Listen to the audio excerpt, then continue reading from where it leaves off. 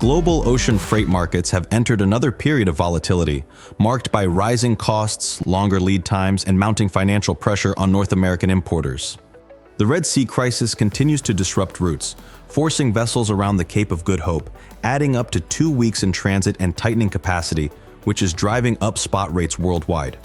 On the Asia-Europe and Trans-Pacific routes, carriers have reversed earlier declines through April price hikes and new general rate increases, with increases expected to persist into Chinese New Year 2026 as competition for reefer space intensifies.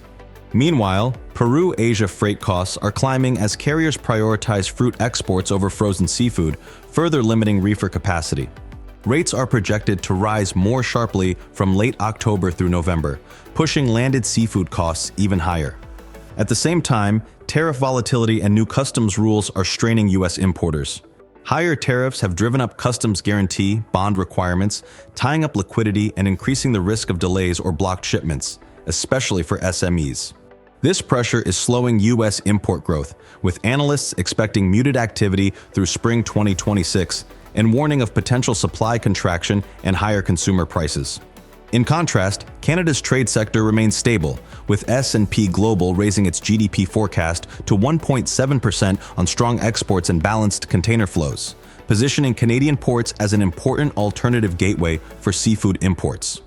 Rising freight rates, tariffs, and customs liquidity pressures are tightening cost structures and extending lead times for seafood imports from Asia and South America. Our recommendation is for buyers to plan for higher surcharges and longer transit times, strengthen cash flow management as customs guarantee demands grow, and diversify entry points through Canadian ports or trusted 3PL partners to reduce risk. Importers who secure freight space early, lock in rate agreements, and review bonding strategies will be best positioned to maintain stable supply and pricing through late 2025 into early 2026.